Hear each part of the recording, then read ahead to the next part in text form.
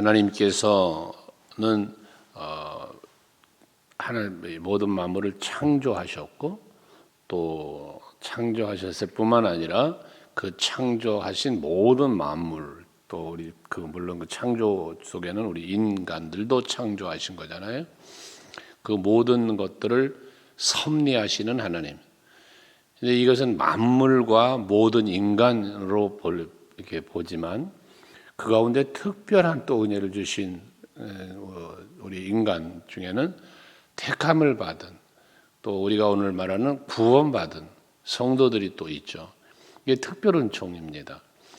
보편적인 은혜가 있고 특별한 은혜가 있는데 보편적 은혜라면 모든 만물, 모든 인간이 누리는 복이라 그랬잖아요. 일반적인 복이요, 보편적 복인데 그런 모든 사람들에게 주신 일반적인 복을 주신 하나님은 특별히 구별하여 택하셔서 구원하시는 이 구원의 복을 또 하나님은 주신단 말이죠.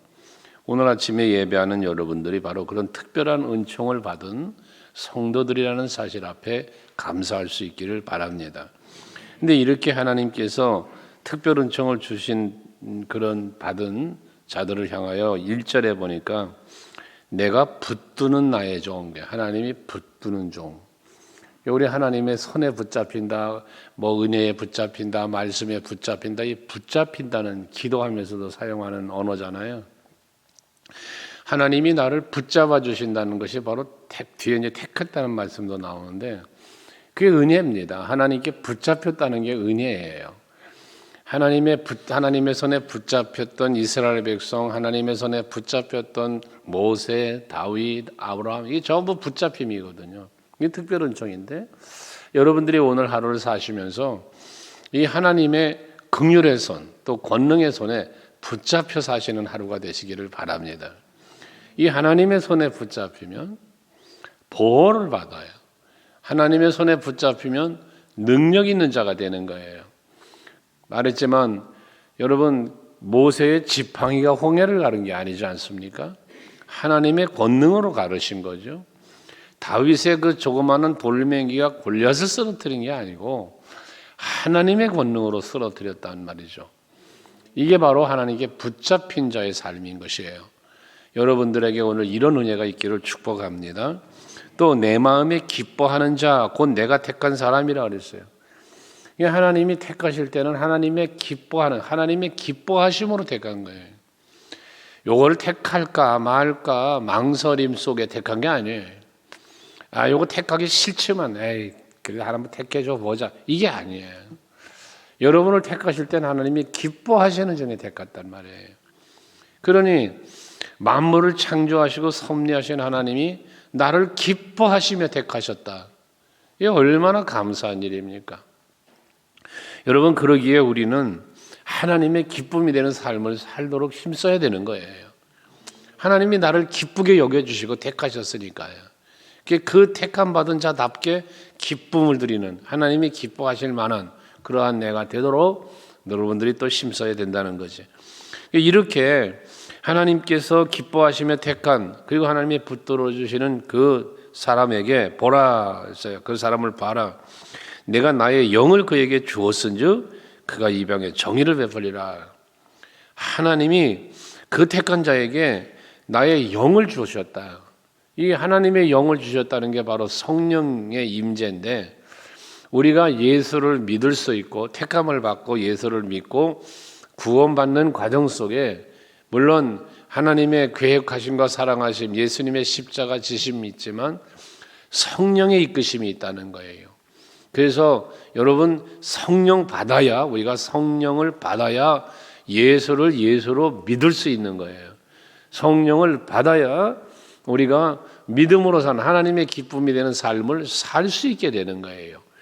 그래서 성령의 충만함을 받고 성령의 인도함을 받으며 살아가기 위해서 우리가 말씀도 묵상하고 또 기도도 하고 예배도 하고 그러는 거예요. 왜? 성령이 우리에게 임하는 통로니까. 말씀을 통하여 성령이 임하고 그 말씀을 통하여 깨닫게 하시고 이 성령이 하시는 일이잖아요. 믿게 하시고 믿음으로 살게 하시고 이게 전부 성령이 하시는 일이거든요. 하기 때문에 우리는 성령을 충만하게 받아야 된단 말이에요. 사도 바울은 그래서 너희는 지혜 없는 자 같이 살지 말고 지혜 있는 자 같이 살아라 하면서 성령을 충만하게 받으라고 말씀하지 않습니까? 오늘도 여러분 이 아침 예배를 통하여 성령 충만 받으시고 그 성령의 이끄심 속에서 이 하루도 살아서 하나님의 기쁨이 될 뿐만 아니라 여러분에게도 그 이끄신 대로 인도하시는 대로 따라가니 그것이 생명의 길이요 복된 길이라고 그랬으니 그 오늘도 하루 여러분이 살아가는 삶의 모든 길이 그런 생명과 은혜와 복된 길이 되기를 축복합니다. 그러면서 이렇게 하나님의 영을 주셨다는데 이게 물론 메시아 예언이에요. 메시아 예언인데 예수께서 세례 요한이 예수 메시아를 선포하는 중에 예수님이 이제 공생애를 시작하실 때에 요단강에서 세례를 받으시잖아요. 마태복음 3장에 보면 그때 세례를 받으실 때에 하늘로부터 말씀이 임하였잖아요. 그게 하나님의 말씀이 임하는 거죠. 성령이 임하는 거죠. 비둘기처럼 임한다고 표현을 했고요. 이는 내 사랑하는 아들이라 라고 말씀도 하셨고요. 그게 바로 성령의 임재지 않습니까? 뿐만 아니라 예수님 또 겟세마네 동산에서 기도하실 때 누가복음에 보면 뭐라고 그래요? 하늘에 기도가 힘쓰는데 그 이마에 흐르는 땀이 핏방울처럼 보였다잖아요. 그때 하늘의 천사가 예수님의 기도를 도와주셨다는 표현이 나와요. 이게 성령이 하시는 일이란 말이죠. 그러니까 그 성령의 권능 속에서 생애를 시작하셨고 십자가의 마무리를 하시는 분이 바로 예수셨다는 거예요. 오늘을 사는 우리들도 바로 성령을 의지하지 않고는 사명 감당할 수도 없고요. 성령의 감동 없이는 온전한 믿음으로 살지 못한다는 사실을 기억하고 성령 충만 받기 위해서 힘쓰셔야 된다는 말씀입니다. 3절에 보면 이분은 상한 갈대를 꺾지 아니하며 꺼져가는 등불을 끄지 아니하고 진실로 정의를 시행할 것이며라고 합니다. 여기 말하는 상한 갈대, 꺼져가는 등불은 뭘 말합니까? 힘이 없고 연약함을 말하는 거죠.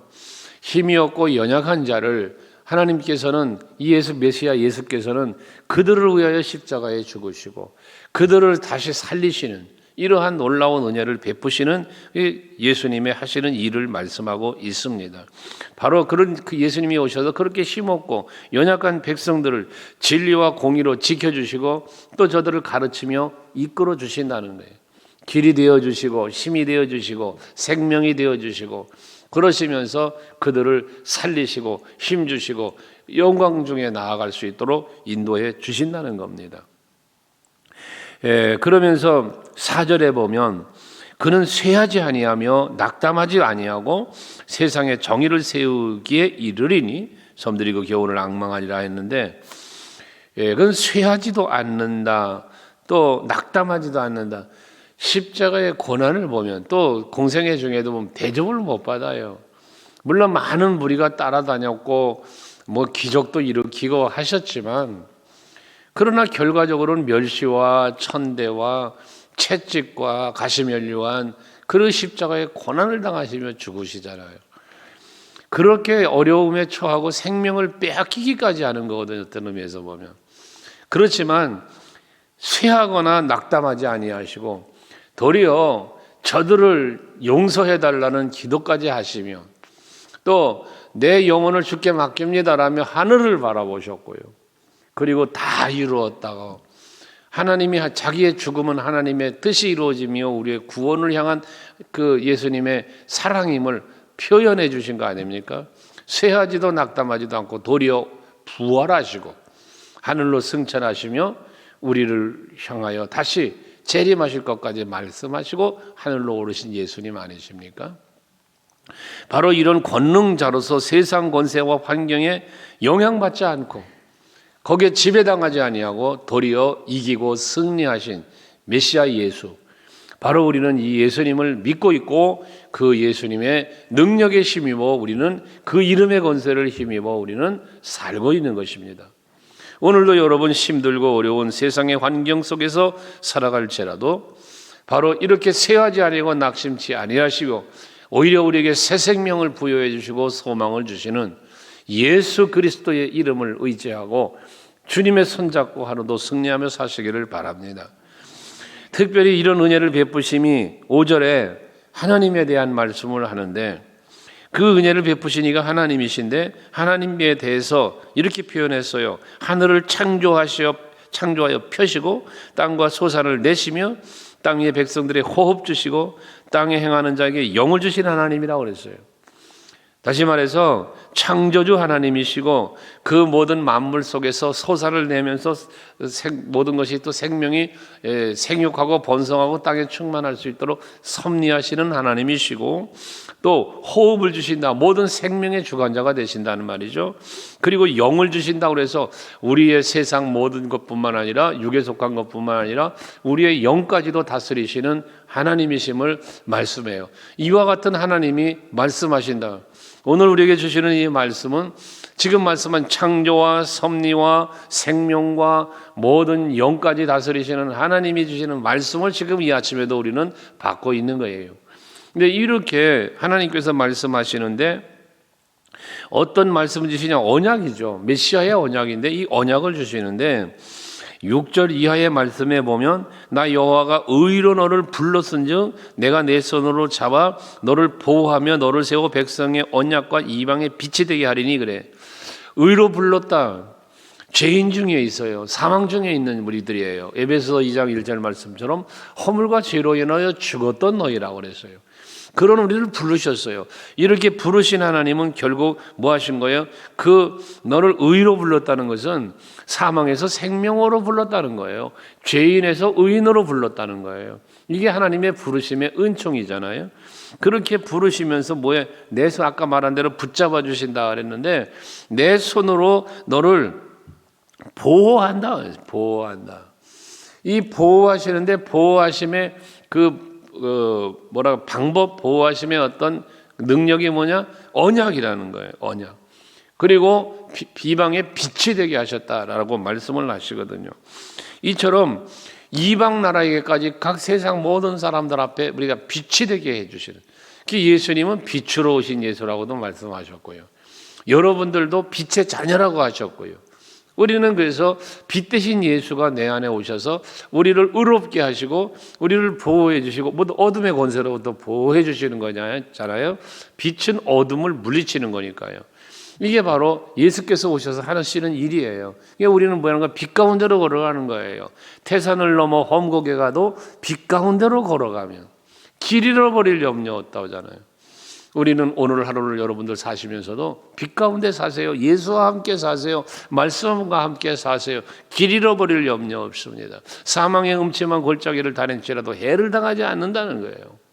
이게 하나님이 우리에게 주신 특별한 은총이요, 예수로 말미암아 주신 새 생명을 살아가는 성도에게 주신 은총입니다. 특별히 7절의 말씀은 세례 요한이 감옥에 갇혀가지고 예수님이 약속하신 메시아인가 아니면 우리가 더 누굴 기다려야 됩니까? 라고 제자들을 보내 질문할 때에 예수님께서 답으로 주신 말씀이에요. 이게 이사야 선지자의 이 말을 예수님이 내가 메시아다라고 하는 말씀을 답을 주신 말씀이잖아요. 거기 보면 7절에 내가 눈먼 자들의 눈을 밝히며 갇힌 자를 감옥에서 이끌어내며 흑암에 앉은 자를 감방에서 나오게 하리라 라고 말씀을 해요. 여기 세 가지를 말하는데요. 첫째, 메시아 예수께서 오셔서 하신 일이에요. 하시는 일이고 또 하신 일이고, 오늘 우리에게는 이게 뭐냐면 여기 눈먼 자의 눈을 밝힌다고 그랬어요. 이 눈먼 자는 뭐냐? 바로 눈먼 자는 앞을 못 보는 거잖아요. 볼 수 없는 걸 말해요. 영적인 눈이 멀어버린 거예요. 근데 그 눈을 열어서 뭐 하는 거예요? 하나님을 보여주시고 하늘 나라를 보여주시고 메시아 예수를 보여주시는 거예요. 지난 주일에도 여러분과 말씀드려 나눴지만 하나님은 보여주시는 거예요. 그게 볼 수 있게 해주신다고 말이에요. 라오디게아 교인들을 책망하실 때에 저들은 부요했지만, 그래서 저들 스스로가 세상을 누리고 있지만 너희들을 안약을 사서 눈에 발라 보게 하라. 뭘 보라는 거예요? 문 밖에 서서 문을 두드리고 계신 예수님의 음성을 들어야 되고 하나님의 섭리를 볼 수 있어야 되고 하나님의 나라를 보라. 세상의 부여와 세상의 누림만 보지 말고 하나님의 나라를 볼 수 있어야 됨을 말하는 거 아니겠습니까? 오늘 여러분들도 영의 눈을 하나님이 열어주셨으니 그 눈먼 자가 아니라 이제는 눈이 열린 자가 되어서 하나님의 나라를 보며 하나님의 섭리를 볼 수 있는 영적인 눈과 육체의 눈도 더불어 밝아지시기를 바랍니다. 뿐만 아니라 갇힌 자를 이끌어낸다고 그랬는데 이 갇힌 자가 뭐예요? 이 갇힌 자가 뭐에 갇혀 있습니까? 세상에 갇혀 있어요. 욕심에 갇혀 있어요. 죄에 갇혀 있어요. 이 갇힌 자에게 감옥에서 이끌어낸다, 건져낸다. 이 구원이잖아, 이게. 죄악 가운데 있는 우리를 건져내시는 거예요. 사망의 권세에 갇혀 있는 우리를 건져내시는 거예요. 이게 예수께서 하시는 구원의 역사입니다. 뒤에 또 흑암을 말했는데 흑암에 앉은 자를 감방에서 나오게 한다. 흑암 깜깜한 밤, 어두움 속에서 두려움과 근심과 답답함, 이 흑암 아닙니까? 이 가운데서 하나님께서는 나오게 하신다는 거예요. 그런 감방에서 나오게 한다는 거예요. 사망의 권세에서 건져내시는 걸 말씀하는 거죠. 구원의 소망이 없는 자에게 밝은 빛을 주셔서 소망을 갖게 해주시는 걸 말씀하는 거죠. 예수께서 우리에게 주신 은혜입니다, 이것이. 그러니 여러분, 영의 눈이 열리고 죄사함의 은총을 베푸시며 밝은 빛으로 우리를 건져내서 살게 하셨으니 우리는 뭐에 앞에 말한 대로 빛 가운데 살아가는 성도가 돼야 하는 거죠. 다시 어둠 속으로 들어가면 안 되잖아요. 다시 두려워하고 다시 근심하고 다시 슬퍼하고 낙심하고 불평하며 사는 게 아니라 이제 우리는 예수님 덕분에 행복해진 삶을 살아야죠. 오늘 하루가 여러분 그런 하루가 되시기를 바랍니다. 그러면서 8절 나는 여호와이니 이는 내 이름이다 라고 말씀하셨어요. 나는 여호와다. 출애굽기 3장에 본 모세를 부르실 때 3장 14절에 나는 스스로 있는 자다 말씀하시잖아요.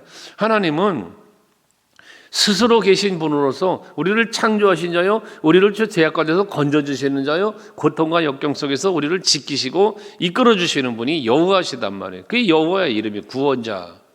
하나님은 그런 분이시라는 거예요. 그래서 나는 내 영광을 다른 자에게 내 찬송을 우상하게 주지 아니하리라. 영광 그러니까 하나님이 받으셔야 된다는 거죠. 창조주 하나님이 영광 받으셔야죠. 섭리하시는 하나님이 영광을 받으셔야죠. 우리를 구원해 주신 하나님이 영광을 받으셔야죠. 하나님이 받으셔야 할 영광을 내가 받아도 안 되고 하나님이 받으셔야 될 영광과 찬송을 우상에게 돌려도 안 된다는 말씀이잖아요. 오늘도 여러분들 삶의 현장에서 하나님께 영광 돌리시고 하나님께 감사와 찬송하시며 살아가시기를 바랍니다. 그러면서 그런 찬송과 영광을 하나님께 돌려야 할 이유 9절 말하죠. 앞에서도 말한 거지만 9절에 다시 말하는 거예요. 보라, 전에 예언한 일이 이미 이루어졌느니라. 이제 내가 새 일을 알리노라. 그 일이 시작되기 전에라도 너에게 이르노라 라고 말씀하셔서 하나님이 약속하신 것은 이미 봐라 이루어졌잖아. 아브라함과의 언약 이루어졌잖아. 어떻게 출애굽으로 이루어졌잖아요. 가나안 땅을 주심으로 이루어졌잖아요. 모든 언약은 이루어지는 거예요. 오늘 우리에게 말한다면 하나님의 언약으로 예수님 오셨어요. 우리 구원 이루셨어요. 하나님 나라 계셔야죠. 다시 오실 거예요. 그러니까 지나온 과거 속의 언약을 이루신 하나님, 이제 지금도 그 일을 이루고 계시는 거요. 앞으로도 반드시 하나님 약속은 이루어질 거란 말이에요. 그러니 우리는 하나님께로 영광을 돌리는 삶을 살아야 한다는 것입니다.